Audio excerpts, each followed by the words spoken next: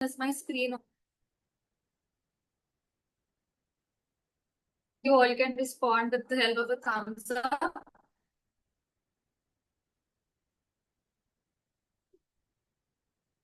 Okay, thank you for the confirmation.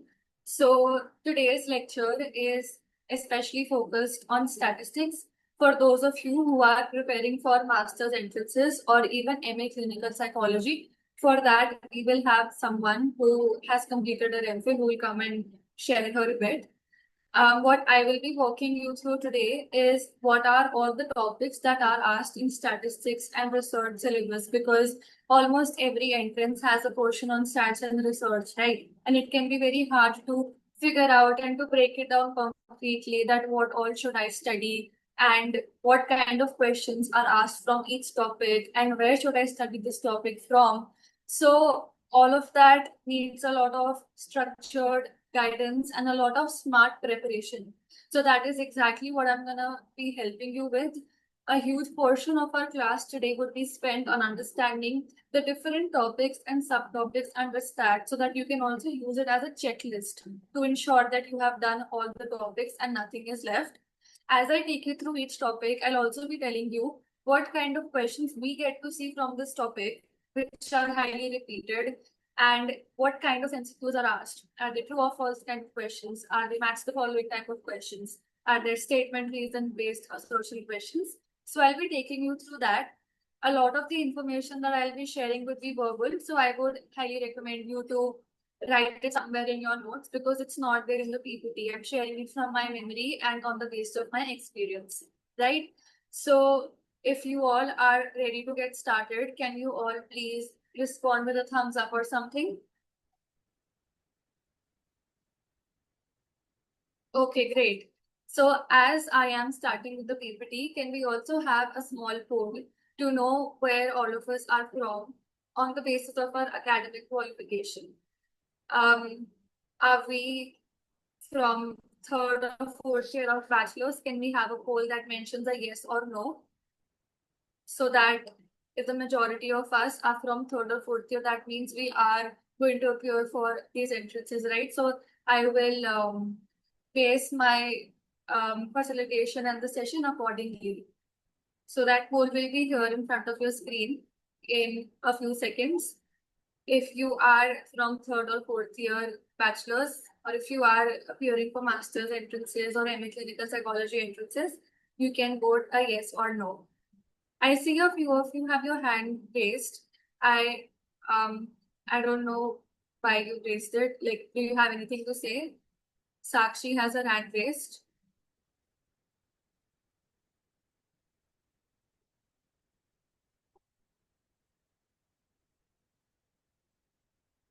Okay. Just checking in with Manvi. Are we presenting the poll, or are we trying to figure out any other way to find out how many of us are preparing for entrances?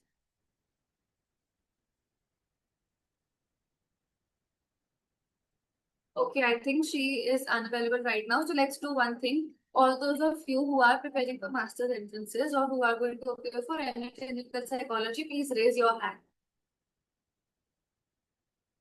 Okay. I'll count the number of hands that are raised. Okay, so majority. Okay, so the entire screen is filled with all the hands raised. All right, so it's the majority of you. So I'll base my facilitation on the basis of CUET PG and other master's entrances. Okay. So all of you can put your hands down. I'm finally starting with the presentation. All right. So let's start. So before we begin, I'd like to tell you all that anyway, stats and research is like a very difficult and a challenging topic. Students get scared of numericals and they have difficulty in understanding the concepts. Then they don't know what all topics come under that. So all of it can become very overwhelming and very scary, right? So what you need to break it down is a strategy. You need to understand what all topics do I need to do?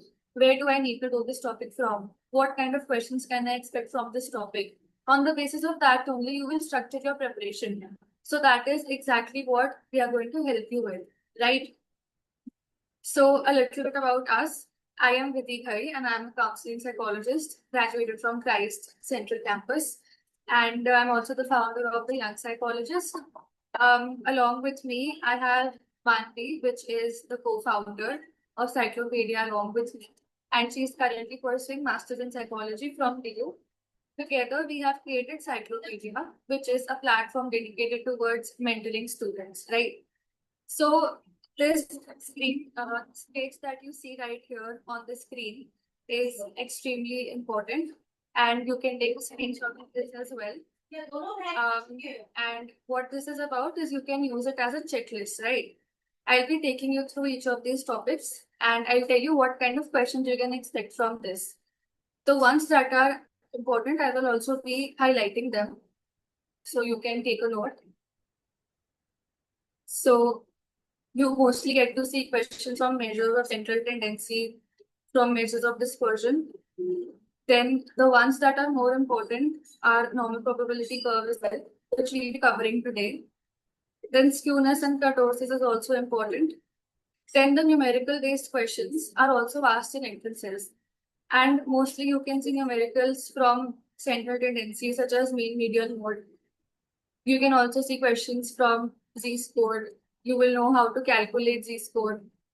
Then from research methodology, sometimes you can see questions from variables such as there will be a case study and you will have to identify which one is independent variable, which one is dependent variable, which one is extraneous variable. Then in types of sampling also, you can see some questions. Usually match the following type of questions or pick the odd one out type of questions from sampling. For example, they would have given 4 options of non-probability sampling, let's say cluster sampling or quota sampling, purposive sampling, convenience sampling, and you'll have to pick one odd one out which does not belong to that category. Then errors in hypothesis testing is something which is seen very frequently, especially type 1 versus type 2 error. So many students get confused between that. Which one is type 1 and which one is type 2 error. So you need to get clarity upon that. That is also asked. Then scales of measurement, application-based questions. So there are 4 scales of measurement: nominal, ordinal, interval, and ratio. So what they ask is to identify which scale is being talked about. And usually the main confusion lies between interval and ratio scale. So you need to know which one has the true 0 point, which one does not have true 0 point. So identification and application based questions such as which type of scale is temperature. So does one know that whether temperature is interval scale or ratio scale? You can use the chat box to answer what kind of scale is temperature. Is it interval scale or is it ratio scale?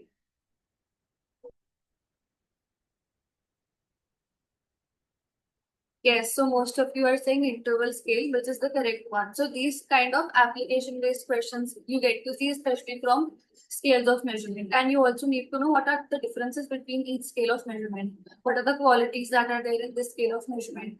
What are the qualities that are not there in the scale of measurement? That is something that is usually asked. Then research designs is also another important topic. For example, I have seen many questions from experimental design, from correlational design, from longitudinal design in CUET and also in NFSU entrance exam, which is NFAD, right? So if they say that which design will help to find cause and effect relationship. So what do you think is the answer for this? To find cause and effect, which one do we need to use? Which experimental, sorry, I gave the answer by mistake. But which one design do we use to find cause-effect relationships? Let's see the answer. Yes, experimental. Yes. Sometimes they also try to confuse you that the correlational design, can you try to find cause-effect relationship? You can answer with the help of a yes or no. That in correlational, can we find out cause-effect relationships? No. Yes, we cannot. So This research design is also important because when they know that this is something that students get confused in, so they ask more of that. So you also have to understand this is confusing. That means they will definitely ask a question on this. That means I need to get clarity so that I can get my +4 marks there, right? Then from quantitative and qualitative, I personally have not seen many questions, but last year, 2023, NFSU had some questions on qualitative research, and students tend to neglect this, thinking that we mostly stats is all about numbers. Why should I even do qualitative? So they kind of neglect it. But qualitative also has some important concepts such as phenomenology. It is one of the concepts. Then ethnography is also something that you get to see, right? And other methods of data collection, methods of analysis in qualitative research is important. So even though you think that qualitative is not a priority, you don't ask many questions from there, but at least these topics that I just said right now, at least do that, if not anything else. Like CUET every year has one question on research paradigms. And what all comes under research paradigms? Ontology, epistemology, methodology, axiology, all of that comes. So I'm also writing that here because it may be the first time many of you are hearing this. So you can expect at least one question from this research paradigms. So make sure to do this, like ontology, epistemology, axiology and methodology. तो ये सब तो करना ही करना है, इससे questions आते हैं. Then methods of research also, sometimes you can see questions. Um, Not that important, but maybe you do see questions sometimes. Then experimental research, I already told you, like in detail, all the characteristics, all the qualities of it. What is ID? What is TD? What is extraneous variable? What is confounding variable? What does it help us to understand? What are the advantages and disadvantages of it? That.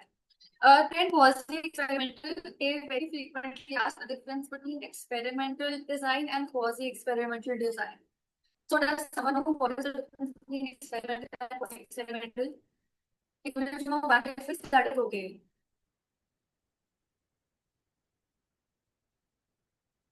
Difference between experimental and quasi-experimental. Maybe someone can tell in what ways are they similar and in what ways are they different. If you just know one of them, that would also be enough.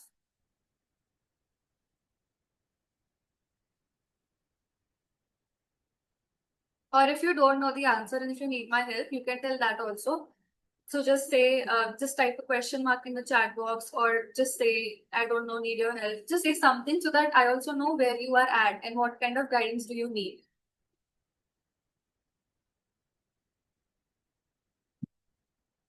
It's okay if you don't know, no shame in that. We all are just starting our preparation. We are here to learn only.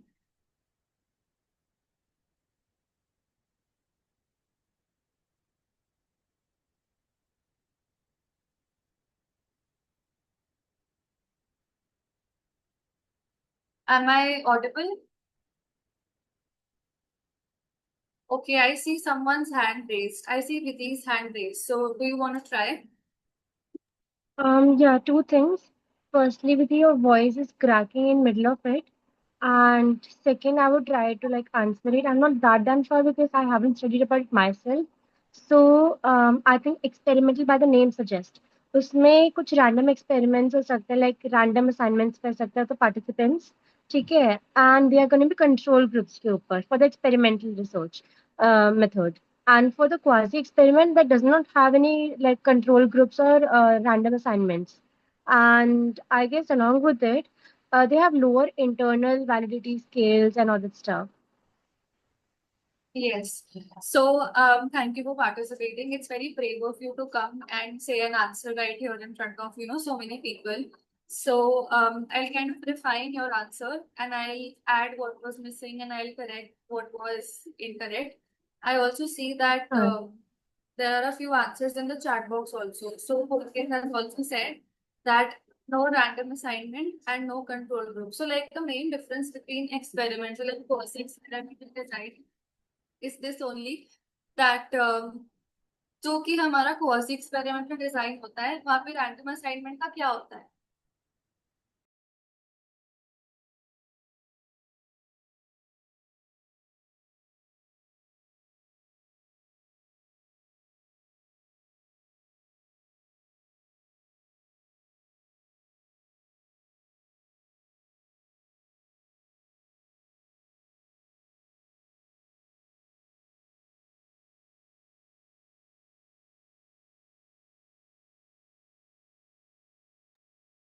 So is someone able to answer that? I see Pulkit has said that no random assignment and control group. Anyone else? Does anyone else want to raise their hand and try? So you are partly right in your answer. In experimental design, random assignment is done. But in experimental design, that thing is not there. So you are correct in your answer. Yes, in quasi-experimental, that event has already occurred. For example, like a natural disaster. So if you want to study something about that, so you cannot create a natural disaster. It is not even ethical, right? So you already have to look for events or instances that have already happened. So in that case, it becomes a quasi-experimental design. So these two are the main differences. In experimental design, random assignment is there, but in quasi-experimental, random assignment is not there. Secondly, in experimental, you can manipulate whatever you want. But in quasi-experimental, you cannot manipulate. You cannot create a natural disaster. You have to look for events that have already happened. So this is something which is asked, difference between experimental and quasi-experimental. Then one of the most important ones, I'm highlighting it with red, are these ones. Correlation, t-test, ANOVA, factor analysis, regression, and I've highlighted it with red because the majority of the stats portion is from this only. So they may not necessarily ask you to solve a numerical on this, but they can ask you concept-based questions from this. For example, concept-based questions from correlation, that what is it and why is it? What is the use of it? What kind of correlation will you use? There are different types of correlation, like Pearson is there, Spearman correlation is there. Then there are more which are a little advanced level. It may be not relevant to your syllabus, but they will ask you, like they can give an application-based scenario that in this one, which one will you use, right? They can sometimes also give you a value of correlation coefficient and ask you to interpret it.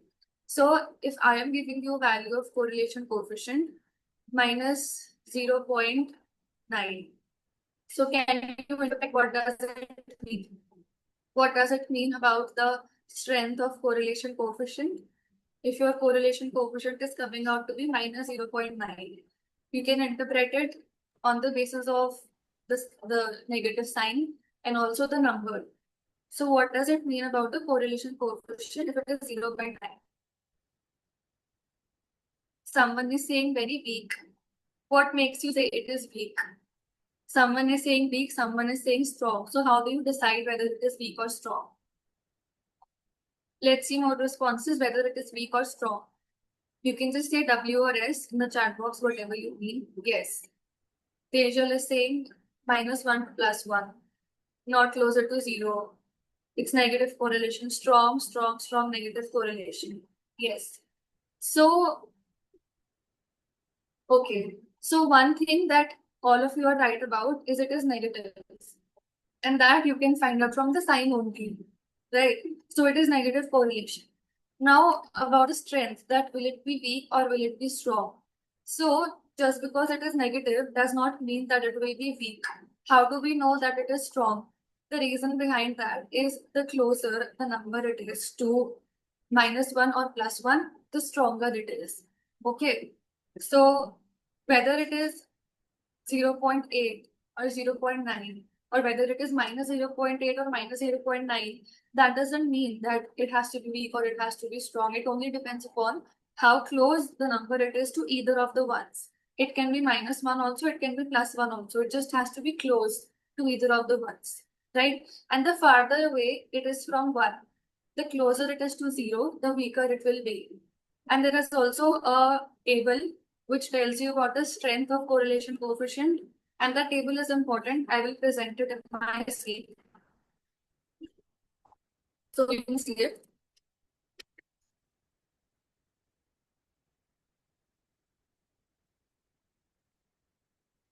So this entire table outlines that if your value is coming this, that is what it means about the strength. So you can see it.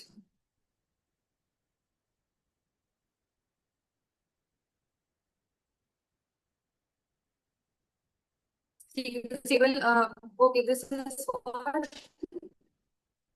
yeah, we can use it. So the closer the value is to 1, the stronger it is, and the farther it is from 1, which means the closer it is to 0, the weaker or the lower it is. Now, again, I am repeating that it doesn't matter whether it is +1 or it is -1, it just has to be close to 1. It can be either of the ones, right? So, that is the concept behind this. Now, t-test also application-based questions they use.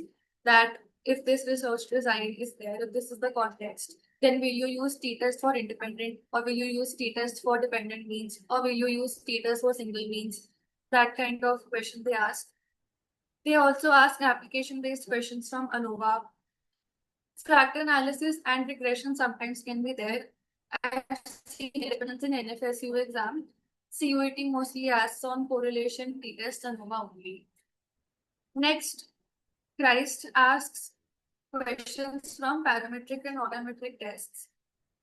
That what is the parametric version of this test? What is the non-parametric version of that test? So let me ask that we were talking about correlation only. So what is the non-parametric version of correlation? Of Pearson correlation, what is the non-parametric version? You can type in the chat box the non-parametric version for Pearson correlation. Yes. Spearman is the correct answer. Similarly, there are other tests also, like t-test for independent means. What is the non-parametric version of t-test for independent means? Let's see how many of you know this.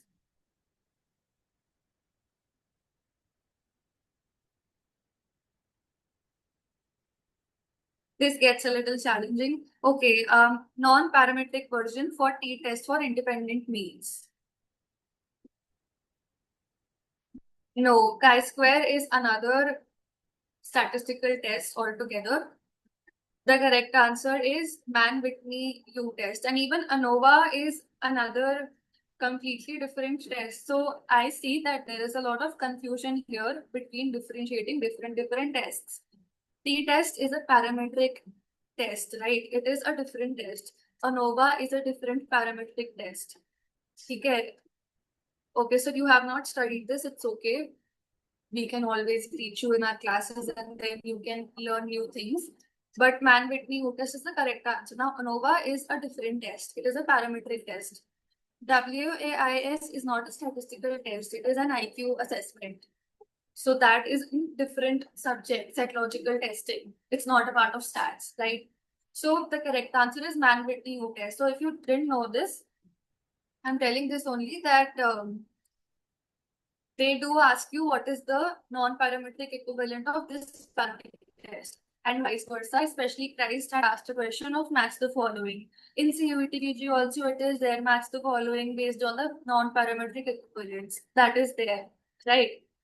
On ethics, Christ does put some kind of focus, but in CUET I have not seen this topic only. Now, one major scary question that remains out there is what kind of numericals can I expect? So you need to understand that this is not a college exam where you are getting long sheets of paper to solve numericals. This is an entrance exam where the screen is computer-based MCQ ABCD option format. You don't have enough time to solve long numericals. So the kind of numericals that you can expect, I'll write them down here. Mean is very simple. You can expect that.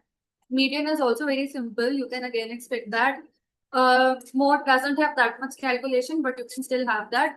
Now, standard deviation, CUET has asked questions multiple times. So that definitely you can expect. Z-score calculation also you can definitely expect. Then from CUET, all of this can come. For NFSU, some extremely difficult statistics questions were asked, such as calculating regression. One question was from that. Then another question was also from calculating mean deviation, standard deviation. As I said, correlation was also there. Then there were questions on linear transformation, right? So NFSU, like if you want to study there, you need to understand that their stats is extremely challenging. So you should start preparing from now only. And if there's any concept that you don't know, maybe start preparing from now only so that you don't have a difficulty later. And we will be teaching all of this in our classes. So don't worry. We have PPTs. We will be solving MCQs and questions live in class. And I will be presenting my whiteboard where I will be solving this in front of you. And we will solve it together. If you have any doubt, you have any question, you can ask it there also in front of me.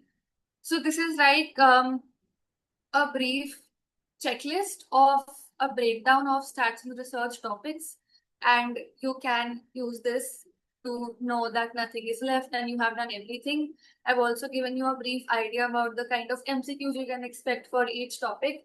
Now, where should you do all of this from? I will suggest a few books. So one of the books is for stats, it is Minium and King. Either you can use that or you can use SK Mangal. For research methodology, there are quite a few books out there. Either you can use Research Methodology by Ranjit Kumar. I really like that book. If you want to go more into depth, you can use another book on research methodology by an author called Creswell. Right? Now, one of the problems with studying from books is that they are very, very vast. Their language can be a little complex and it can be hard to understand the concept behind it because of the difficult language that they've used. And it can also be difficult to understand the topic that, in how much depth do I have to do this topic? Should I do this topic in more depth or should I do this in less depth? What does it even mean? And books can also be very never ending, very dry. So, for the purpose of that, we also have created notes and PPTs, which are very simple to understand in student friendly language, very visually appealing, with integrated MCQs within them. So, I'd like to show them to you. Just a quick briefer. I know that it's with you if you have enough time. So, we have made these PPTs from those reference books itself.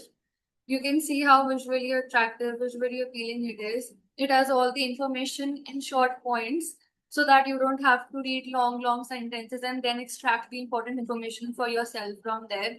There are diagrams also, and all the properties are right here. Everything that is asked in entrances has especially been added into these PPTs because we update them every year to ensure that nothing is left and our material is also updated in terms of the exam pattern trends. So, as I said, Z-score numericals are asked. So, all of that is right here. We have calculation, we have formulae, we have very, very simple to understand as you see, because we've typed these ourselves. So, we've tried to write it in such a simple manner that even if a non-psychology student reads it, they are able to understand the concept behind it at least. And they're not afraid anymore because once you understand the concept, then only you can solve the application-based questions. So boxes, tables, diagrams, some funny memes also to ensure that you are able to understand everything.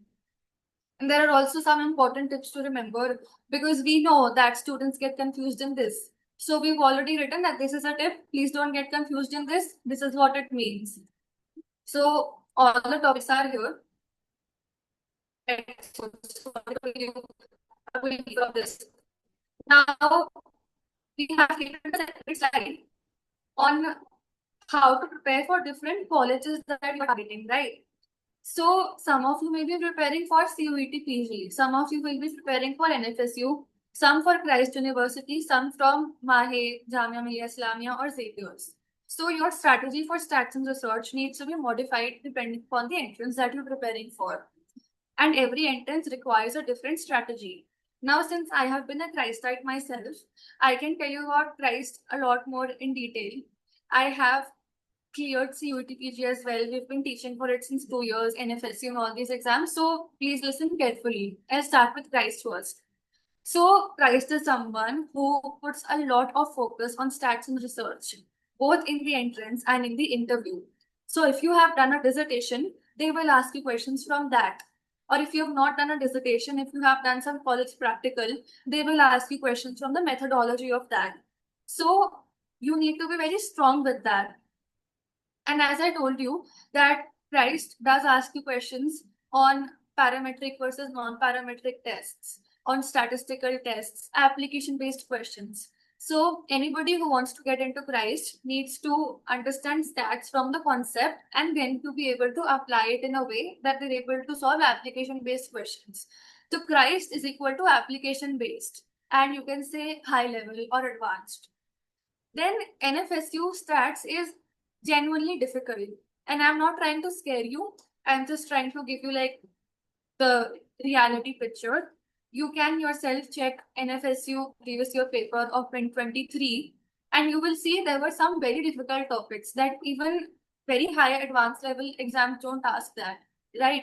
Like I told you that calculating numericals on linear transformation. Some of you may not know what that is. Regression, mean deviation. We don't even look at the formula of these, quartile deviation. So all of that was asked. So preparing for NFSU means knowing the syllabus both in depth and also in breadth. Like you need to do as many topics as you can, and that too in a lot of depth, because their paper is honestly very unpredictable. Sometimes they can ask one topic only in that much depth. Like in 2023, they had asked at least 20 questions on measures of dispersion. Now, someone who does not know that, someone who didn't do that well, they would lose 20 marks there, right? But on the other hand, in the next year paper, 2024, they had asked a balance of topics, but some more were there from experimental design, post-experimental design, statistical tests, right?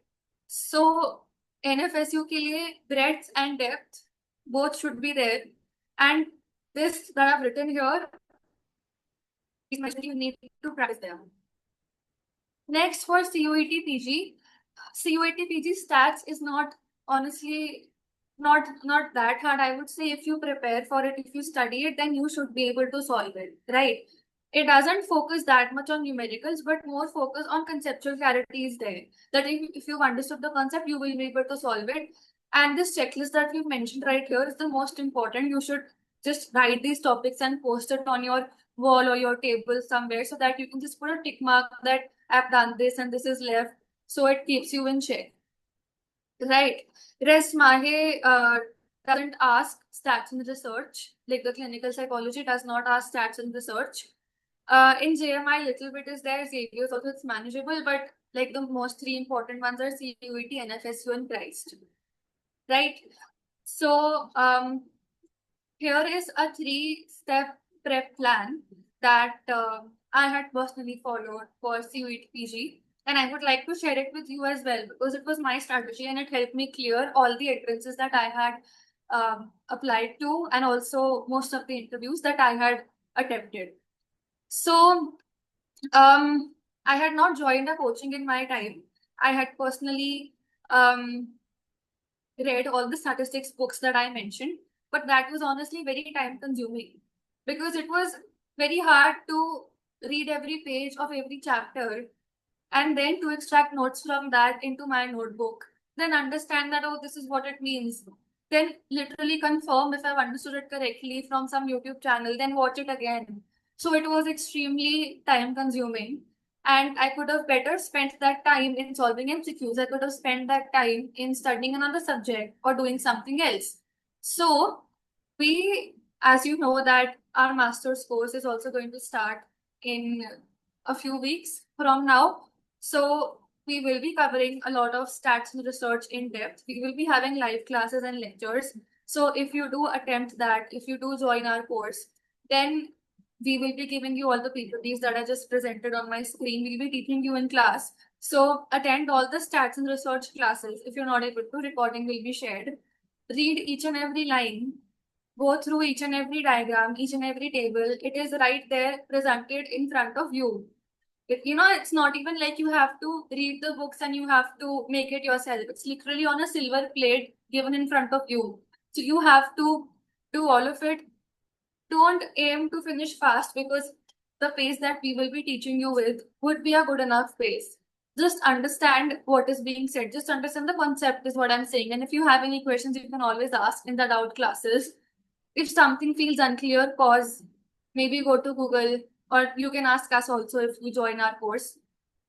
And you can also create a page of all the formulae because at the end they become many, like mean, median, mode, correlation, standard deviation, mean deviation, quartile deviation, interquartile range, z-score. So you can kind of create a list of these formulae.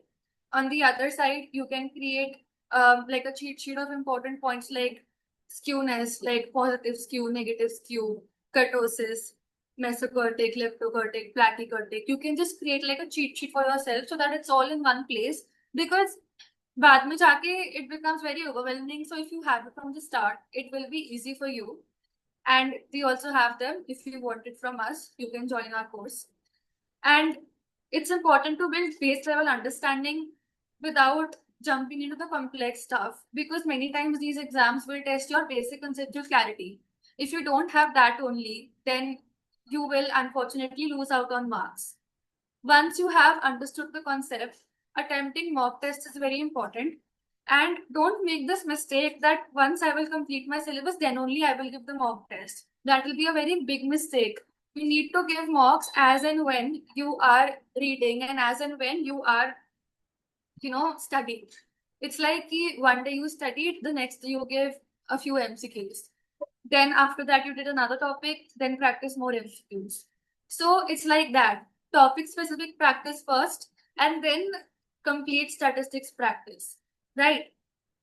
So don't worry about scoring high because obviously we learn from our mistakes only, and it's not possible that in the first test only you will get 100 on 100. We make mistakes and we learn from that. Right?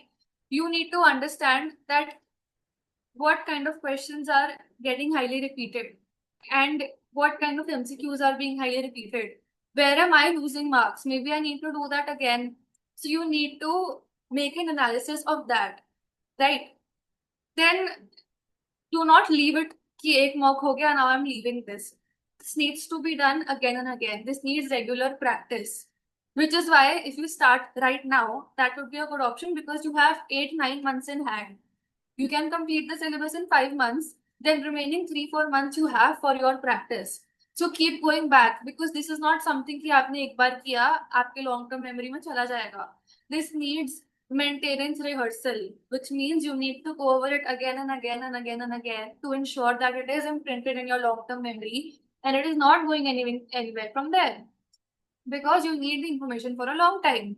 In March, CUT PG will be there. In April, Christ entrance will come. In May, NSSU will come. In June, Jamia Millia Islamia, Xavier's will come. So you need to retain this information until last year. And you will be able to do that only if you keep doing it again and again and again. Right? So revisiting it again and again is important. So I see some messages in the chat box and I also see Madhura's hand is raised. So do you have anything to say? Madhura, you want to say something? Yes, ma'am, very urgent actually. Ma'am, Yes. as I'm taking one more gap this time. Yes. And I trust your teaching. That's why I want to join the course. That's the thing. But ma'am, one more confusion is there. I received one offer letter from Christ University about diploma. About diploma? About on the same application number, my earlier application number, and it was uploaded on the official website of Christ University. And yesterday also I received one mail, but someone from our group confirmed that it was fake. But now they issued the offer letter also. Okay, so Madhura, you can send me a screenshot of this on WhatsApp and then I'll help you from there, okay? Because right now I need some more context to understand your concern. You have any idea about PG diploma in counseling of Christ University? The central campus, as far as I know, does not offer that. But if the Delhi campus does, I don't know. That's why I'm saying send me a screenshot so that I can understand in more clarity. Okay, ma'am. Okay. On your number only? On your Yes, WhatsApp number? yes, yes. Okay. Thank you, ma'am.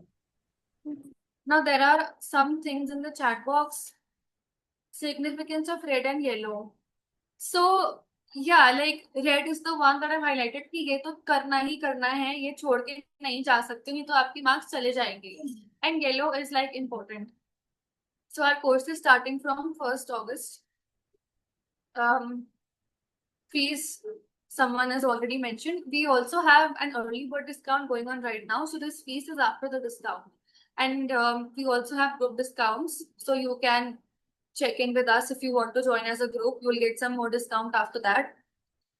And we teach from the basics of statistics because see, I have recently graduated as a psychologist, but I have been a psychology student for 7 years of my life. And I still remember the first day when I was exposed to stats. I was like, where did these numbers come from? And it is so overwhelming to understand even the basic concepts that you just want to run away. And every time it's like, it's very hard to find a trustable source, right? So we are not discriminating or differentiating students here. Ki, ho, you don't know this also. We will be teaching from the very basics, like from the most simple topic, like what are measures of central tendency, mean, median, mode, the most basic thing. You don't know standard deviation, it's okay. We'll solve it in class. We have a whiteboard right here. You don't know correlation, it's okay. Then when everyone has understood the simple concept, from there only we will build on to the advanced concept, right? So don't worry that you don't know this. That is why the course is there. No, to help you.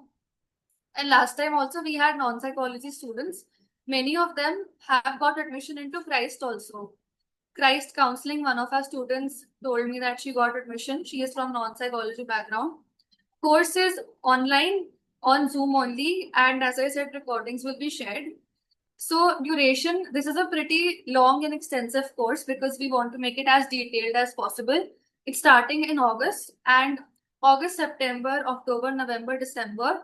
In 5 months, we'll complete the entire syllabus through our live classes, through our notes and some tests in between. Then from January, when your syllabus will be completed, we will solve 500 MCQs live in class. Then once that is done, we will open 25 mixed mock tests for your own practice on our e-portal and you can solve it. You will get the entire analysis, right? You will know that you are losing marks here, you are gaining marks here, and what is your score in terms of your peers. Like if the topper has got 80 on 100, then what is your score in comparison to that? If the average is 70, then what is your score in comparison to that? So the entire AI analysis will come in front of you.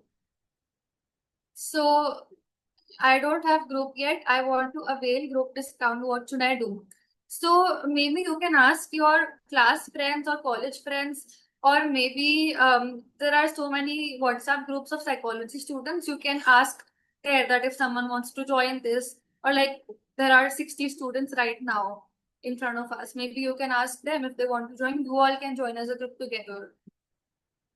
I am a non-psychology student trying to study CUTPG. Can the course help? Yeah, of course, this course can help you. Many of our students have received admission in BHU. Class will be on weekends. Our classes will be on weekdays, but it is late evening where people are mostly free. And if one day you're not available, you can watch the recording. Yes, that is the fees of the whole course duration. Physiology, as in, I think you're talking about biopsychology or physiological psychology, that is included in the course. We have a portion on biopsychology. So, are there any more questions? I had initially planned to teach you some of our portion from normal probability curve because students get confused here. This is very important. Like you can see, I've marked it in red. I really wanted to teach this to you, but our facilitator from MA Clinical Psychology is also about to come in 10-15 minutes. So we need to have some time for her also. Maybe I can teach you this one slide only, or do you want to take doubts? Like you can decide how you want to take this ahead.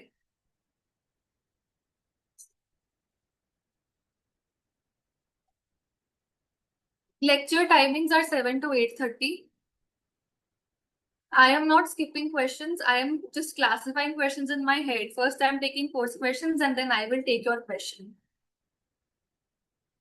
So, Pulkit, our facilitator from MA Clinical Psychology, has cleared multiple entrances like RML, IBHAS, and so on. And she also has a lot of experience. So, she will be covering all of that. Don't worry. Third year student has to apply for CUET PG or after bridge course. So if you are in third year, you can apply for CUET PG if you want to do masters now only. Class duration is 3 hours per week. So let me take your question. Third year वालों को करना है क्या next year CUET? Yes, yes. If you want to do masters next year and if you are in third year right now, then you have to appear for it in 2026 only. What all subjects come in masters for clinical psychology? So all the disorders come. Most commonly you will see questions from mood disorders, anxiety disorders, schizophrenia. Yeah, like these three are like the main ones, and सबसे ज़्यादा questions आते हैं. You can see a few questions from the clinical picture of disorders and not from the epidemiology.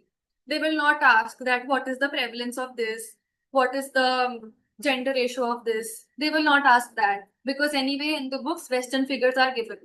So you just need to know the symptoms, the clinical picture, sometimes the causal factors also. That what is the cause behind this? If there is any neurochemical cause or any biological cause. So they ask that, and treatment approach is very important. Like what kind of medication is required for the treatment of this, or what kind of therapy is required. Like for anxiety disorders, what class of medication to be prescribed? For schizophrenia, what class of medication? What are the side effects of this? What kind of therapy do you think would work with anxiety or depression? For trauma related disorders, what therapies are the gold standard? So from abnormal, you will see disorders, clinical picture, causal factors, and treatment. This is the most, and case-based questions also. How many mock tests can be given? Will there be a reminder? So last year, like our last batch, we had given total 25 mock tests, which I believe was like the most number of mock tests any platform had given. And many students also said that, the questions that were there in our mocks were a little similar in the actual exam also. You can check the feedback on our website. So 25 mock tests, you can attempt it as many times as you want. It's not like only one time you can attempt it because you need that regular practice, as I said. And we put the calendar on the WhatsApp group only that on this date, this mock is opening, please attempt it. On this date, the mock is closing, please attempt it. So we give you that reminder. And I would suggest you to teach the most difficult topic. Sure, I can do that. Maybe we can decide which topic we want to be taught. Let me take the rest of the questions now. Any book you would suggest for clinical psychology for doing masters? Like if you're preparing for masters, then that green book, Holy Menika and Butcher is a good book. If you are a master student, then usually people use Kaplan Sadok or Neeraj Ahuja. Anjali, I didn't understand your question. Maybe you can ask again. If this meeting will be recorded, I think Manvi can confirm that.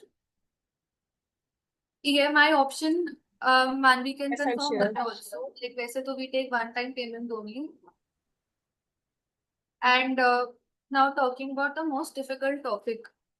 So we have 10 minutes. We can do that. Is it possible to increase the class duration during weekends. Or maybe you mean just increasing the class duration. So if we are saying 1.5 hours, that doesn't mean that we will end the class at 0.30. It naturally, if the class gets extended by 10, 15 or 20 minutes, we don't have a problem with that. In the past also that has happened. So it's not like we will close at this dot time because the time is over. We'll complete the topic and then only we close. And it's okay if it takes 10, 15 minutes extra. Will you take extra classes if needed? If needed, then obviously, like, of course, वैसे तो we make sure that our syllabus is completed in time only. But if there is a lot of doubt in this particular portion, like we've done that last time, once our students were really confused between p-value, level of significance, and all that, so we did take an extra class for that. Anyway, our classes, like the curriculum is enough for completing the syllabus, but if the need arises, we don't mind. Is the CUET PG syllabus for MA in psychology and MA clinical psychology is not the same. So we have separate courses for that. After MSc, you can practice. Fees for our course, the total fees after early bird discount is 8,000 and we have group discounts available. Okay. So before Shruti ma'am comes, we have 10 minutes or something. Let's see which topic you can choose from here. A topic that we can do in 10 minutes. You can type in the chat box which topic you want to study. I don't mind teaching any of this. But just making sure that it should be completed within 10 minutes. So you can type in the chat box which one you want to do and I'll present that slide only. Are these topics enough for CUET PG? I would say 95% yes, because we have analyzed and then we created this list. There are different suggestions coming. I literally don't mind teaching any. Just we'll have to make sure that the majority says it and that we have enough time to, go through that. So we have 3 recommendations only. I want more recommendations so that the majority is considered.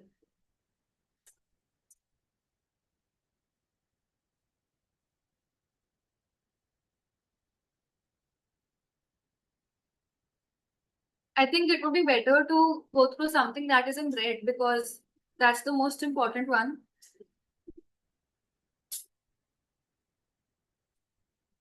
Someone has said kurtosis, but before doing kurtosis, I'll have to explain you normal probability curve. Okay, kurtosis. Okay, let's do kurtosis only because see, scales of measurement is a long topic. We'll have to do all 4. P-value, I'll have to explain you level of significance and all that. So again, we won't be able to do that in 10 minutes. So let's go ahead with normal probability curve. All right, I'll try to explain it in very simple language that even non-psych students can understand. Okay, so imagine that you are the teacher of a class. You are the maths teacher of class 8A. Okay. Now, you have taken the test of all students and the marks and the results are out. So, in every class, the scenario is as such that there is one math student who is like the topper, who loves math so much, and the student always gets like 100 on 100 or 95 above in maths, right? But then there are also a few students who don't like maths that much, right? So they struggle with some of the concepts, so that's why their score is towards the lower end. Let's say out of 100, they obtain something around 20 or something around 30 or somewhere around that.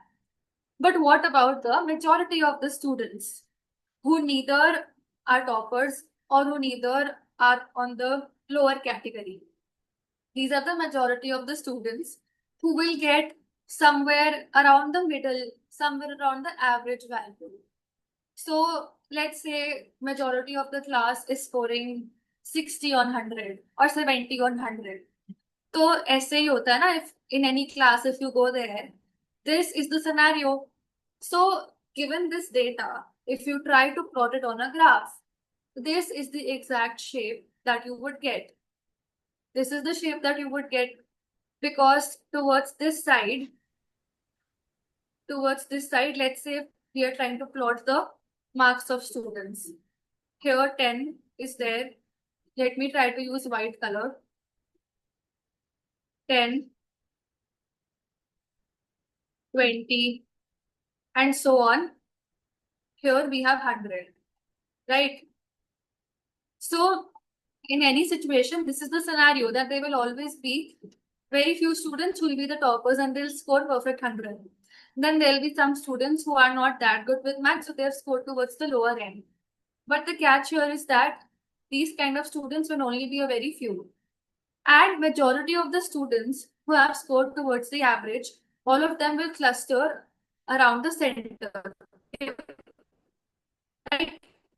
This is an example of maths results. Talk about height. Height in a classroom. You remember we used to have the medical exam every year in school. In every class, there used to be some students who are extremely tall. Students who are like 5'8", 5'9". But that used to be the exception category. Then there were always students who used to be extremely short for their age. Right. And developmentally, they used to be a little short. But again, there used to be very less number of students like that. Majority of the students would be around their average height only, what is prescribed for them. And so they are the ones who cluster here in the middle, in the center. And that is why if you try to plot this data on a graph, it will take this kind of a shape. Now, what is the name of this shape? This shape is known as normal probability curve. And as you can see, this follows the shape of a bell. That is why it is also known as a bell curve, right? So these are the two most important characteristics of an NPC. Number one, that it is shaped like a bell. And the explanation behind the bell shape is that towards the center of the bell, you will see most of the students are clustering. That is why it is a little risen up from here. But on the other hand, because so less number of students are there towards the left tail and towards the right tail, that is why it is a little, I would say, flat in shape. So that is why the shape of normal probability curve is like this. And this resembles a bell. That is why it's called bell-shaped curve. Now let's try to look at more qualities. Let's look at the graph only and let's try to understand more of its qualities. Okay. So one thing that you can see is that it has only one peak. This is one peak. It only has one peak. That is why we call it unimodal. So that is one of the qualities. It is called unimodal because it only has one peak. Very simple to remember. Uni means one. Modal means it has one mode. Okay. It has one mode. It has one peak. That's why unimodal. Secondly, if you try to hold it in your hands and if you try to fold it, if you try to shape the curve, if you try to kind of divide it into half, you will see that this side is completely overlapping with this side, which means it is completely symmetrical in shape. And the reason behind that is the same that I told you, that since majority of the observations cluster in the center, that leaves very less observations towards the left tail and the right tail. So you can literally just symmetrically cut it into half and it will overlap. So this is the second quality, that it is symmetrical. And I already told you that it is unimodal. And we also saw that majority of the observations cluster in center because that is the rule of nature. Nature has only made us this way, and the same thing applies to psychological sciences, behavioral sciences, that majority of the people will lie in the cluster, but only few of them would either be on this extreme or that extreme. So this is how it happens. This is the nature, and that's why the bell exists like this, right? Now, another very important quality of this is that it is called asymptotic. What does it mean to be asymptotic? Now you will see here, if you look at the lines of this curve, you will see that the lines are not touching the x-axis, which means the line here. The tails are flipping the arrow and they are not touching the x-axis. And the reason behind this is if they touch the x-axis, that means it will be 0. Because x-axis is 0, na? It will never touch 0, it will never touch x-axis. And the reason behind that is they say that there are quite a few reasons for that. First reason is that psychological constructs can never be zero. So if you talk about IQ, we can never say that the IQ of this person is zero. So it can never be plotted at zero. That's why it never touches the x-axis. It keeps going from infinity to the left side to the other infinity in the right side. So that's why whenever we draw a normal we put an infinity sign here with notes that the tails will never touch zero. They will keep on going to infinity on both the sides. Another reason behind that is they say that in behavioral sciences, it is not possible to incorporate all the observations in one graph, right? So, if the medical examination of height of class 8A was taken, you can plot it on a graph. But what about class 8B? What about class 8A in America? What about class 8A in China? What about class 8A in UK? You cannot account for every observation in this world into the graph, right? So that is why we say that if we don't have all the information only, how can we make the graph touch us at the x-axis? That's why it keeps on going from infinity to infinity. It never touches zero. So that means it is asymptotic in nature. Next, you will see the last important quality of this is that the mean, median, and mode normal probability curve coincide and they lie in center. Here,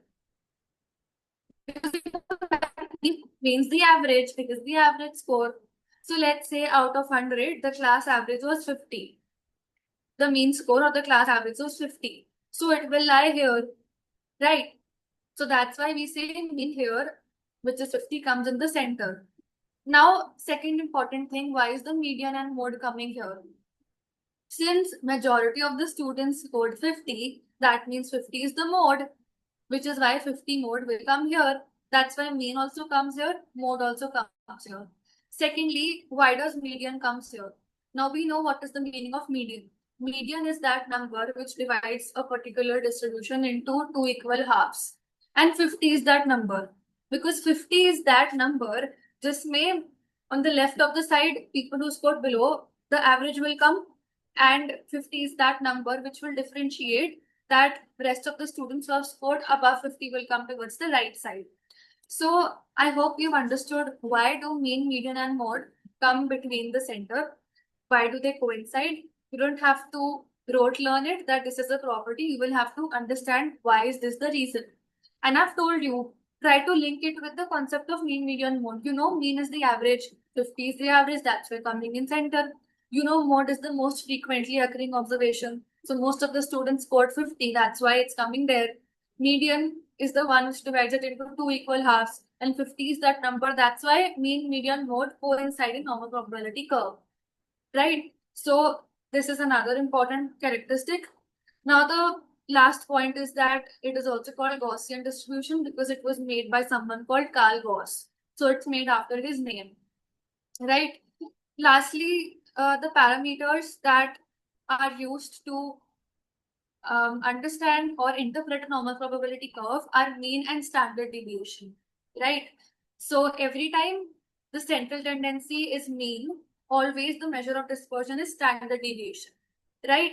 This is the case with normal probability curve. If you have another curve, let's say if you have a skewed curve, if you have a skewed distribution where the measure of central tendency is median, in that case, the kind of measure of dispersion that you will use would be interquartile range. So you need to remember this that with mean standard deviation that goes, with mean standard deviation always goes, and with median it's always interquartile range. I wish I could teach you all of these concepts in detail. I really wanted to, go through all of this, but after that, I for that. And I think the time for Shruti ma'am is also coming. So let me just check with all of you if you understood or if there's anything that is left. Or you can raise your hand if you have a question, if you want to say something or ask something.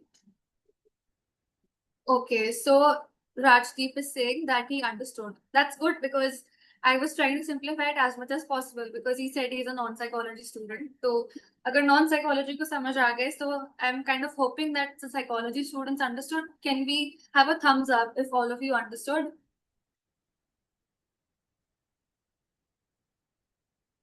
Okay, great.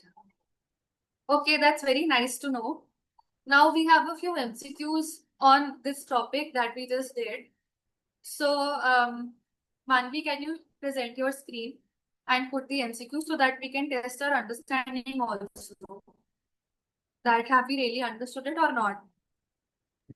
Yes, okay.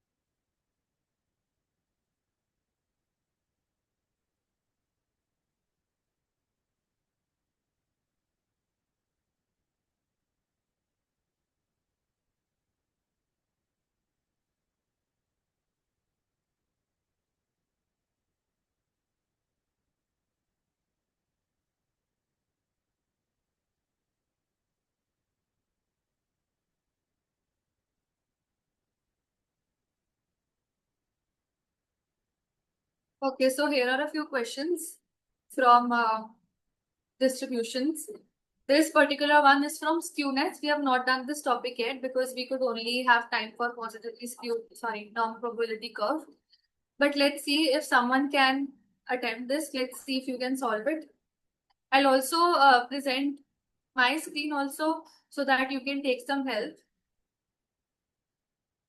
Can two people share at the same time? So this is our slide skewness. You can take some help from this and solve.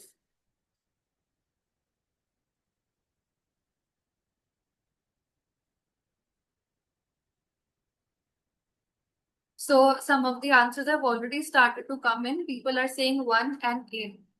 So you're saying that positively skewed distributions are skewed to the right and most of the cases pile up on the left side. Yes.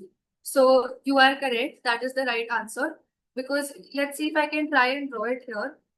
So tell me that which one is positively skewed? The first one or second one? Which one is positively skewed? Yes. So this one is positively skewed. And as you can see that most of the cases are piling up to the left-hand side, right?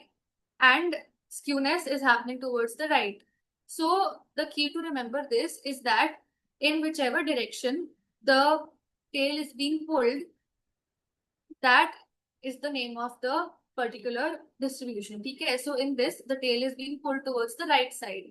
इसलिए हम इसको बोलेंगे कि it is skewed towards the right, and right skew is always positively skewed distribution. And as you can see, cases are being piled towards the left hand side. Okay. So you are correct. Can we go to the next slide?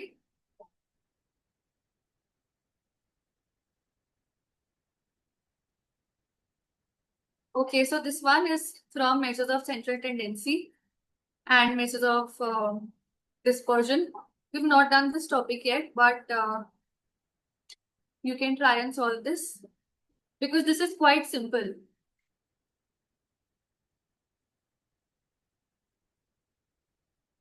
See, right now questions are being screen shared. So is it me or can others also not see the screen apart from the PDF? Oh, I think they cannot see the screen. I don't know what is the problem. I think others can see it. Rest of the people can see the questions. I mean, I try to stop my screen.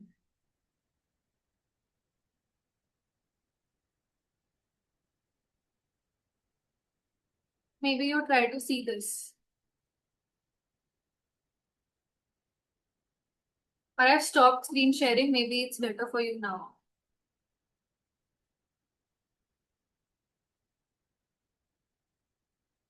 I have stopped sharing my screen. Okay, fine. Visible now. So what's the answer of this? I think the answer got lost. People are saying 4. So see, these match the following questions are also asked in CUET PG, and it's a previous year paper only. I told you measures of central tendency does come, and there is a question on that. And that too is like a concept-based question. So if you've understood it, you can solve. This is pretty simple. Now, reason assertion type questions, and we just did this right now. Just right now, I told you this. So I'm expecting that everyone should be able to solve it. Just right now, we did this.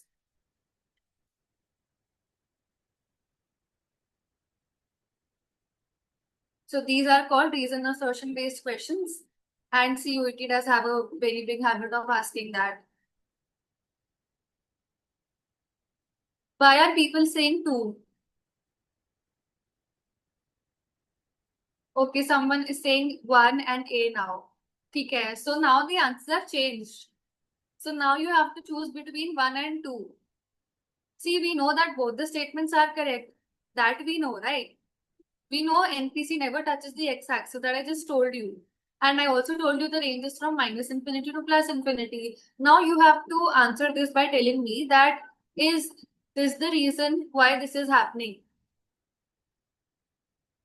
So you have to solve these questions. The trick is you have to understand, is this option explaining that option? Is it happening because of this? And if your answer is yes, then that means R is the correct explanation of A. So now write once again. Is the answer 1 or 2? Yes. There is still confusion. Why? What makes you say that 2 is not the right answer? Sorry, that 2 is the right answer. Pulkit and Alina, what makes you say that 2 is the right answer?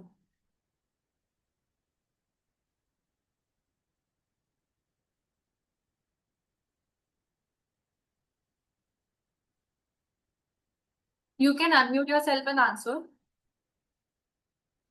See, 1 is the correct answer, right? 1 is the correct answer because the reason is simple. That the tails are not touching the x-axis. And the reason behind that is because it's going from this infinity to that infinity. That's why it's not touching the x-axis, right? So this is pretty simple and you don't have to use that much of logic behind it. 1 is the correct answer. Right. So let's move on to the next question. So this is from, yes, let me erase this. We had somewhat, are we doing only NPC based questions or all of them? If this is on your screen, you can try to attempt it. We had solved something similar to that. I gave you this question in the class. Which one of the following correlations explain the maximum variance? To simplify it for you, they're asking you which one has the greatest strength. To put it in very simple language, if you don't know what is the meaning of maximum variance. Which one has the greatest strength? Yes. Now you are answering it correctly. It is minus 0.90 because you have to look at how closer it is to 1 and you don't have to look at whether it is plus or minus. It's just about how close it is to 1, how far away it is from 1. Right?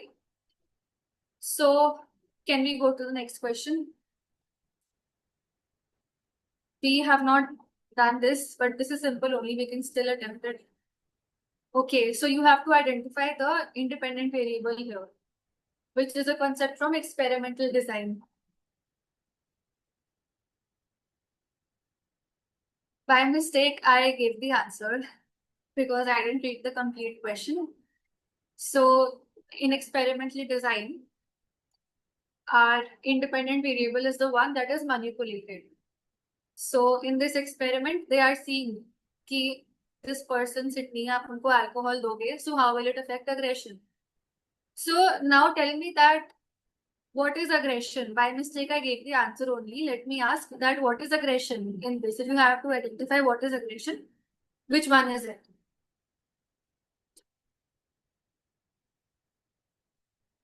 Yes, you are answering it correctly. Aggression is the dependent variable. So IV is the one that is manipulated and DV is the one which is measured. Okay, so I hope you've understood it.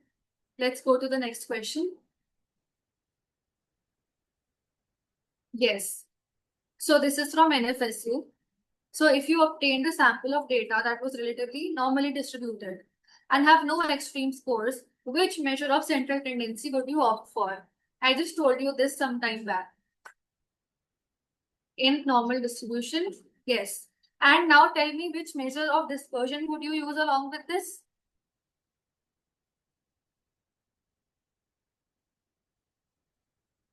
If mean is the, yes. If mean is the central tendency, then SC is the measure of dispersion, measure of variability. Okay, let's go to the next slide. So you can answer this. NPC is normally referred to. This is also from NFSU only. Yes, bell shaped. That's the correct answer. Very easy. Next slide. If a distribution is platykurtic, then it's actually a concept from kurtosis, which we could not do. But I'll try to draw a platykurtic curve for you. This is how a platykurtic curve looks like. Now you can tell me that what is the answer. Yes, you are saying correctly. Very flat is the correct answer. Yes. Can we go to the next slide? Yes. This is also from NFSC only. If you predict that two variables A and B are related, then what is the null hypothesis?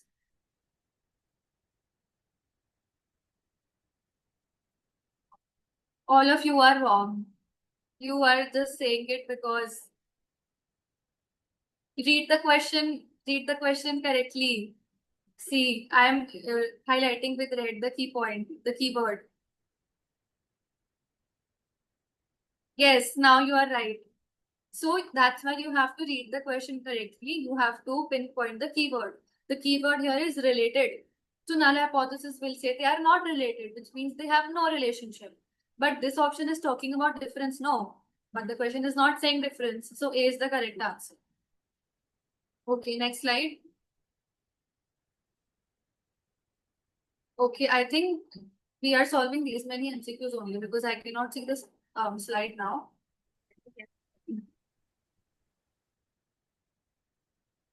I think we are giving time to Shruti ma'am to share her portion. Ma'am has already joined. Ma'am, are you here right now? Yes, I'm here. Yes. Hi, good afternoon, ma'am. Good afternoon, everyone. How is everyone doing? Can I see the messages in the group? How is everyone doing? Stats is quite stats is quite difficult for everyone usually. So yes, I could see the presentation and it was a very interactive session from what I could see.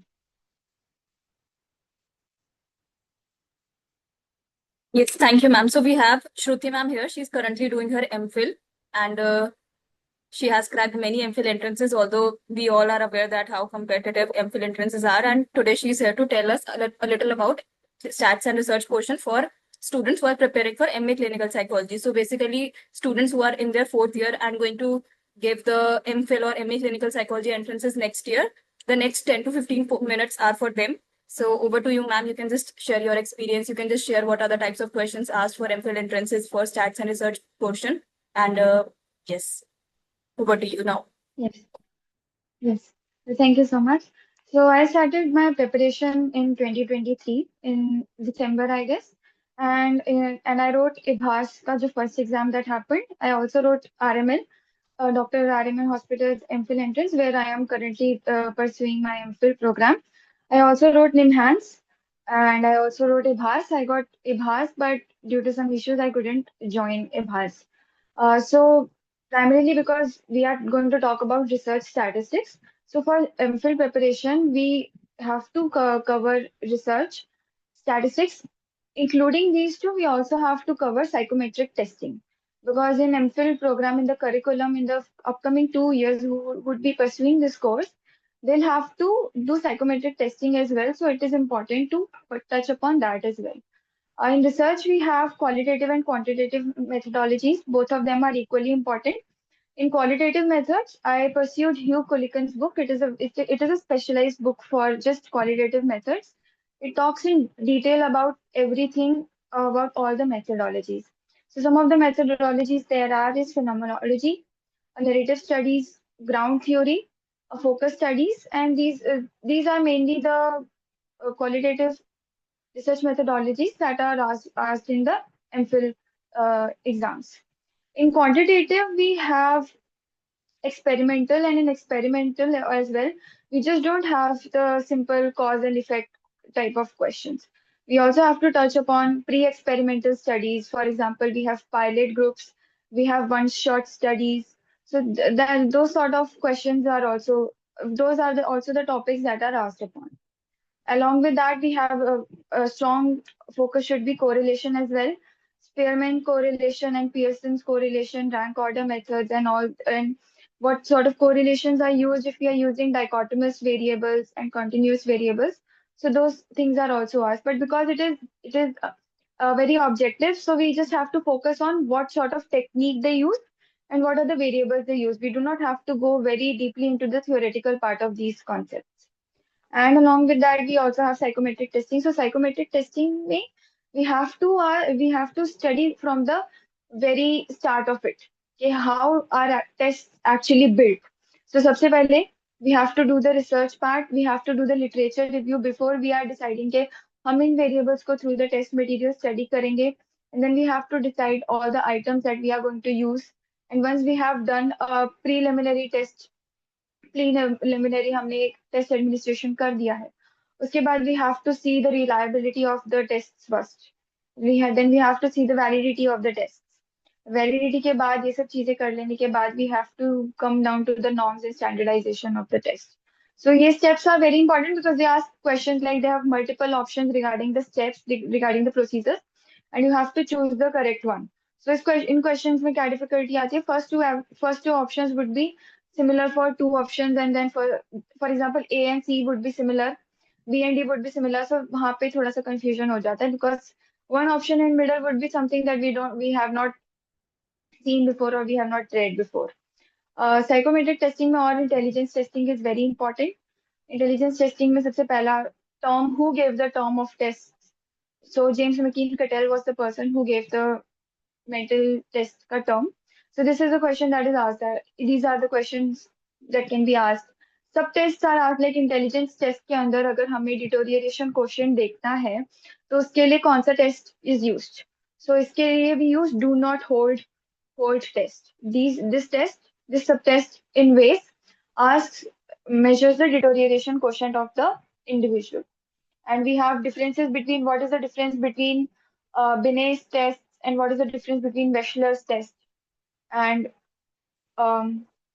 जो anthropometric जो testing थी, who gave that? Who was the one to study that? Galton was the one who gave that because he focused on faculties of mind.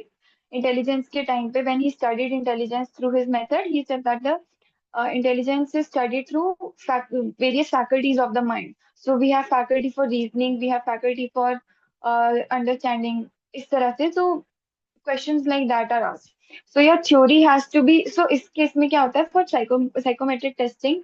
अगर हम intelligence, personality, attitude in सब चीजों की बात कर रहे हैं तो इसके साइड बाय साइड हमारा theory base should be very clear because if our theory base is clear only then we'll be able to relate and apply that information in the testing as well because a lot of times the tests ask कि ये वाला जो intelligence test है वो कौन सी intelligence को measure करता है. For example Seguin form board test जो कि SFBT बोलते हैं जिसे हम, which has wooden blocks and of various shapes. What does it measure? So that measures the unifactor intelligence which was given by Binet. तो इस तरह से हमारा जो theoretical base है वो बहुत clear होना चाहिए ताकि हम उन चीजों को relate कर पाए with our psychometric testing because MPhil में वो आपसे सिर्फ मास्टर्स का पार्ट नहीं पूछते. A lot of time what happens is a lot of syllabus comes out of blue as well. तो वो miscellaneous part में हो जाता है. तो इन केस अगर हमने हमारा 90% of the part completely book से भी किया है So there are 10 questions which can be asked from out of the blue, which we have never seen. So if our 90% of the base is completely clear, 90% of the concepts are clear, तो हमारा जो target है 90% score करने का, that becomes much easier. And then after that 90% of the paper is attempted very well. उसके बाद we can do uh, slight guessing game based on our priming, based on our understanding to achieve those 10% of the questions as well. Research में statistics बहुत बड़ा लगता है, that we left statistics in our maths class. Now we have chosen psychology. Why do we have to study statistics? Which was also a question me and my other friends had when we were preparing for our MPhil. But once you sit down and you see stats, we used to see statistics from the very start of it, and you break down each topic in bits and pieces, it becomes easier. Because if you start and be like, कि हमें ये भी करना है, हमें ये भी करना है, हमें ये भी करना है, it becomes very overwhelming.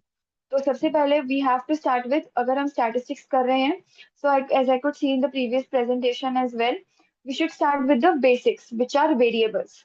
What type of variables do we study in statistics? So for psychology, we study, uh, or we don't go towards the ratio part because there is no absolute zero in psychology. So we study categorical, ordinal, and interval variables, depending on. But most of the tests, because the variables that are tested in psychology are latent variables, so usually we go for interval intervals. Now, so these were the measurements that we use. Four types of measurements. These are the ones that we use.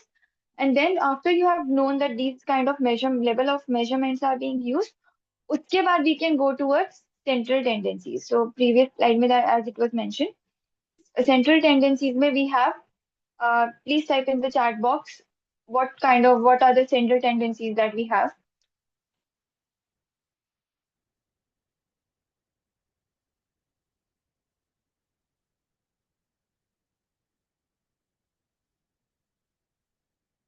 Very good. We have mean, median, and mode. So mean is the average of the dispersion. And what is median? If anyone could type, what is median?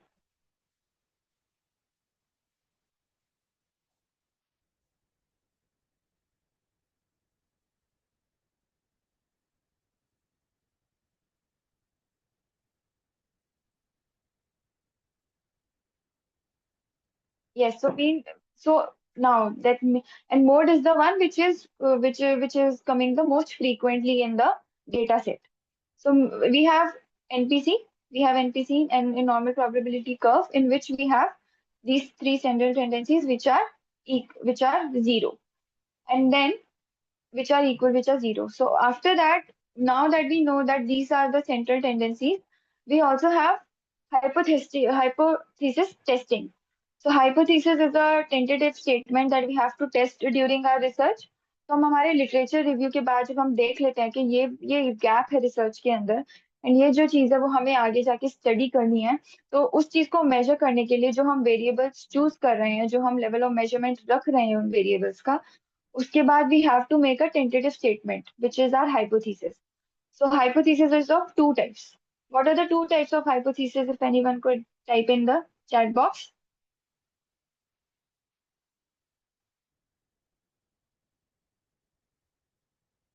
Yes, very good. Null and alternative hypothesis.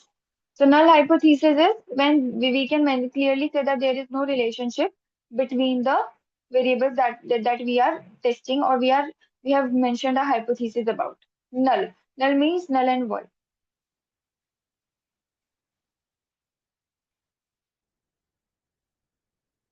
I am not sure how to pronounce your name right, Shungi. But we are just doing basics. There's not much that you have missed out on.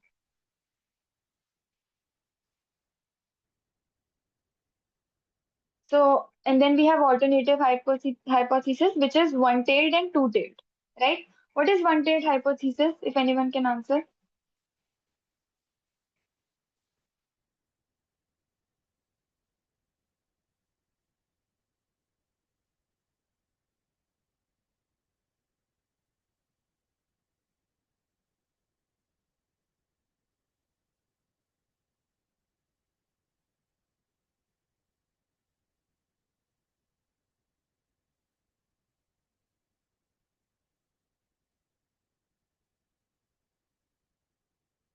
So in alternative Actually, hypothesis, yes, ma'am. So actually, basically, all the students are maybe in their third year or fourth year, so they might have not started with the detailed syllabus. So is that possible if we can skip like the detailed and difficult questions because it might be a little demotivating for them? We can focus more on the syllabus. okay. What are the types of questions? Not types of questions, but basically, if you can also differentiate, like we covered how much in-depth stats is there in master's entrances. Would you like to share like what are the more detailed topics that MPhil ask, or what are the most difficult topics? What are the different topics from masters? And if you can share your own experience, how did you prepare for that? Okay. So the detailed questions that are being asked in terms of statistics would be parametric testing and non-parametric testing.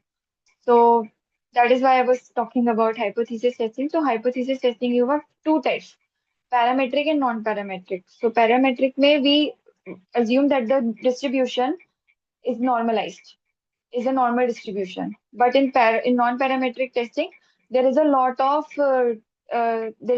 dispersion. बहुत ज़्यादा variance होती है उसके अंदर. There is no homogeneity of variance in the non-parametric tests. तो non-parametric and parametric से बहुत ज़्यादा questions आते हैं. For example, t-test की degree of freedoms बताओ. तो टी टेस्ट भी तीन तरह के होते हैं. पैरामेट्रिक के अंदर बहुत सारे तरह के टेस्ट होते हैं, उसमें से एक होता है टी टेस्ट. तो टी टेस्ट भी तीन तरह के होते हैं. One t test, independent t test, repeated matched pair t test, dependent t test. So इस तरह के क्वेश्चंस आते हैं कि आपको बोला जाएगा कि फॉर्मूला बताओ इन चार ऑप्शंस में से इंडिपेंडेंट टी टेस्ट में कौन सा फॉर्मूला यूज किया जाता है. और they can give you a question like एक वेरिएबल के इतने लेवल्स टेस्ट हो रहे हैं, बी वेरिएबल के इतने लेवल्स टेस्ट हो रहे हैं. तो अगर हमें इनका इंटरैक्शन देखना है या इनके इंटरैक्शन की डिग्रीज ऑफ फ्रीडम देखनी है. So, okay. So if we are to see, if we are provided with a question such as we are seeing an ANOVA related question. So ANOVA's full form is analysis of variance. So A variable has these many levels being tested, B has these many levels being tested. So give a degrees of freedom for interaction effect of these two. So questions like these are asked when it comes to statistics. Degrees of freedom is primarily the most important concern that is asked in MPhil entrances. In terms of research, they would ask you about qualitative such as if I were to study a population of these many people, so what method would I be using? So then you have to see पूरा अच्छे से that what sort of question is being asked. Is it talking about in-depth study of that group? If it's in-depth, then it would be a case study method. But if it's just observing their cultural practices or how they are doing everything, how they are performing, then we would go towards ethnography because ethnography studies the cultural part of any group. Now, if we were to say how this group has been brought up, then it would be a narrative study. So questions like that are asked when it comes to the qualitative part of research. In the quantitative part, we have correlational methods. They would ask if I were to study two variables, and one of the variables is dichotomous. Dichotomous means dichotomy का मतलब होता है we have yes or no. So dichotomous variables are the ones which have only two alternative options. So if the variable is naturally dichotomous, then we would be using point by serial correlation. But if it is artificially dichotomous, then we would be using biserial. So these sort of questions come. And in psychometric testing, as I've mentioned, they ask about the norm. They can ask you about what is the age range for Binet's test. What is the age range of Wechsler's adult intelligence test, WAIS? In which year the first intelligence test came out? Who gave the first intelligence test? What is the formula of intelligence quotient? Who gave the formula for intelligence quotient? These would be these are the questions which are related to intelligence testing. Then we also have personality testing.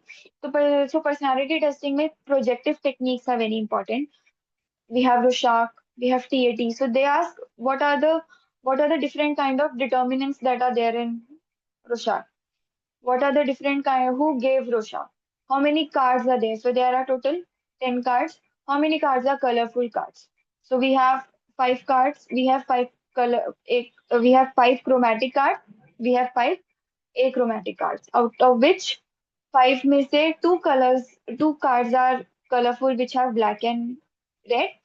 Three cards are which are colorful. So these sort of questions asked, but this sort of preparation happens when you start doing it in. First, you have to do very basic, then you have to go in depth बाद में, because once your basics are clear, then only these things start making sense. Personally, what I had in difficulty compared to my masters and my uh, MPhil preparation was in terms of the testing part. In my master's, I did not have a very elaborate paper regarding the psychometric testing. For psychometric testing, I referred to A.K. Singh, and I also referred to a book by Anastasi and Urbina, which is titled Psychological Testing Only. So these two books were the ones I referred for psychometric testing. In detail, non-parametric, parametric चीजों के लिए, I I went through A.K. Singh only, and qualitative के लिए I preferred Hugh Kulikan, and research methodology के लिए C.R. Kothari, which is also a book that is usually referred in to go through in their masters as well. So I had it in my masters as well, and I continued using it through my MPhil preparation as well. For research, I spent 2 months, 2 to 3 months. So for the first 2 months, for the first month, I completely did it. Basics पहले मैंने अपने पूरे clear किए, because I could see that there is a lot of gap between what I know and what sort of information is there in the books. So पहले मैंने अपना basics को clear किया. I cleared out all of my basics first. For example, level of measurement पता थे, but who gave the level of measurements and why, how are they different, and why, which sort of measurement is used where.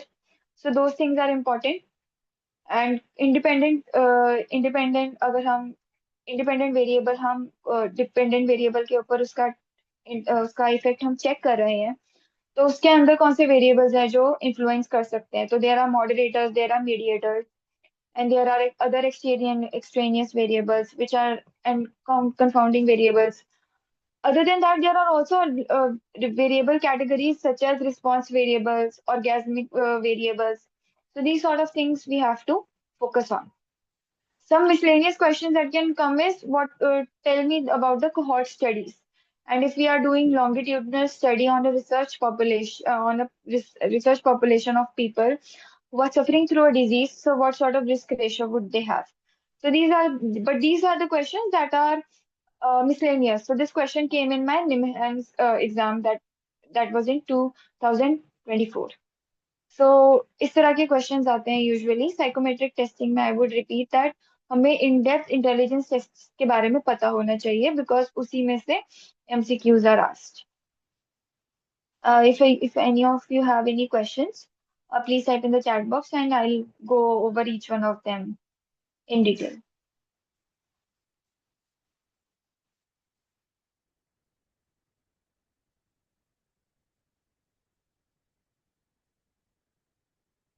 I personally didn't refer to Mangal, so I cannot say about it. I referred to 4 books for my detailed preparation, and those 4 books were enough. Because as many books as we do, तो बहुत ज़्यादा overwhelming हो जाता है. Stick to one book for one thing. When it comes to statistics and research, for abnormal psychology and other divisions of the syllabus, we can go towards multiple books. But for research and stats, A.K. Singh, C.R. Kothari, Anastasia and Urbina, these 3 books are more than enough.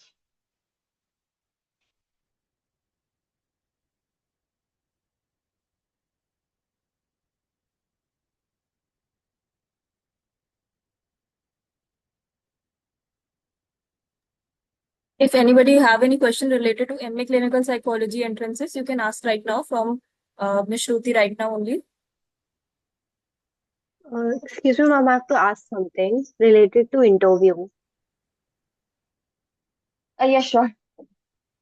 Ma'am, as RCI has said that now for the students who are pursuing 4 years of bachelor's, they can directly enroll into MA Clinical Psychology RCI licensed. And also, students who are currently pursuing their 2 years of masters will also be there next year and appearing for MPhil. So, what are the chances that interviewee will prefer them over us? Like, I am in my fourth year right now, and do you think they'll be biased that master students know a lot more than bachelor students? Will there be any bias or something like Uh, that? it, it depends to interviewer to interviewer. I cannot say that they may or may not be biased, but at the same time, because जो अभी guidelines आई हैं उसके अंदर, as you have mentioned already, so bachelor's 4 years, and then of those people, because bachelor's 4 years के अलावा भी a lot of population is there who are currently enrolled in their master program, so they would also be preparing, but ultimately it comes down to what can you bring to the seat, because बहुत competitive exam है ये, and usually हर एक institute के अंदर ज़्यादा से ज़्यादा we have 10 seats. NIMHANS is the only one which has 23 seats, out of which I think 10 seats are for the Karnataka domicile people. So usually in my course as well, we just had 13 seats, and GMCH Chandigarh has only 7 seats, out of which one seat is for all India. So at that point, अगर मैं बोलूँ तो what matters is how you're going to utilize the seat, and that should show through your interview, that should show through your answers. So ऐसा नहीं है कि I don't think if the interview is very good and if you're, so it would make much difference in what sort of, in how much education you have, Okay, because I have a ultimately follow-up it matters. question. I have a Yes. follow-up question. Other than theoretical part, what else can we do to enhance our skills or something like that? Because if we enroll ourselves into internships, we are just eligible for observationship. We are not allowed to Yeah. do any psychometric test, or we are not allowed to do anything. So, is there anything you can suggest that we can do to enhance our skill, or you know, to improve our skills? Okay, so to answer this question, in the first 1 month for any MPhil program, what we have to do is we have to first read upon the testing material that we would be performing. So जाते ही they don't expect कि आपको performance उसी time से शुरू कर देना, and a lot of times ऐसा भी नहीं है कि they ask you questions regarding your internship programs. They usually ask you कि आपके अपने master dissertation में क्या किया था. So then you can say कि in case you didn't do your master's में dissertation, because I did not do my master dissertation, we did not have the option to pursue dissertation. We had the option to do practical field work. So that is what I pursued. So in that case, you can answer them कि मैंने अपने masters में dissertation की जगह field work में ये काम किया था, and these were the skills I learned. Otherwise, usually they do not ask regarding your internship experiences. They would ask you why did you choose this field, and why do you wish to pursue MPhil from this specific institute only. They wouldn't ask you about your internship experiences. If you did internship from that particular hospital, then it can be a plus point that because I did my internship from here in my master's, so I think that this would be a very good option for me to, because it aligns with my goals and things like that. But other than that, internship experiences don't they don't really ask from my experience and from what I have heard. Okay, thank you so much, ma'am. And no issues. Anyone else would like to ask any questions?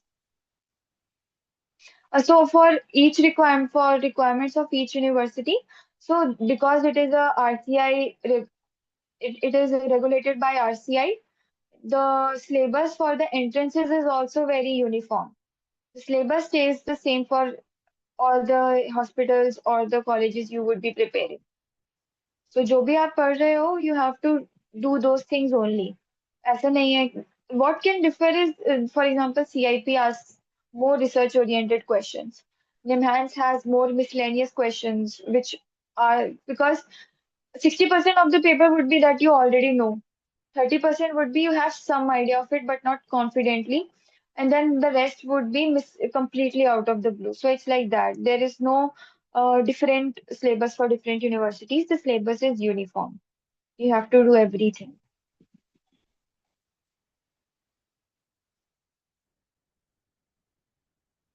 Any other questions?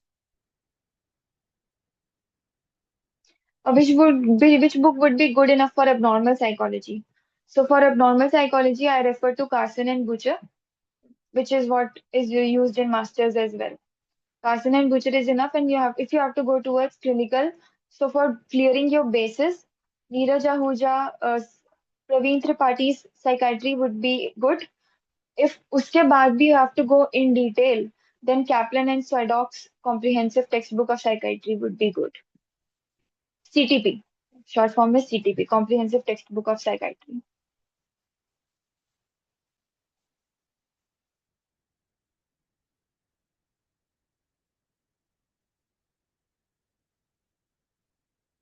What about counseling psychology? They personally don't have any counseling related questions. They ask you about therapies. So, who gave this therapy?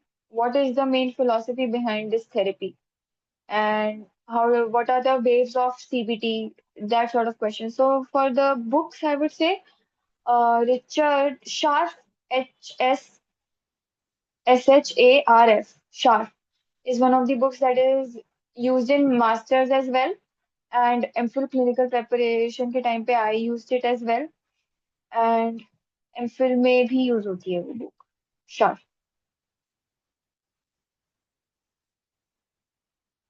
Okay, so thank you so much, ma'am, for taking this wonderful session, and thank you for also addressing all the queries so beautifully. I think we have answered most of the questions, and if there is anything still left, if anyone has a question, we can take it up on the WhatsApp group. Would that be okay?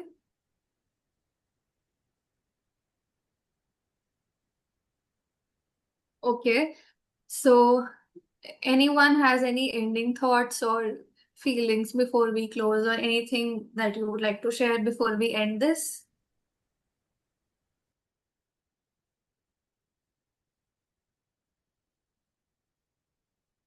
Okay, so let's wrap it up here. Thank you so much for joining. And if there are any more details from our side that need to be sent, we'll share it on the WhatsApp group. So thank you for joining, everyone. Take care and have a great day. Bye.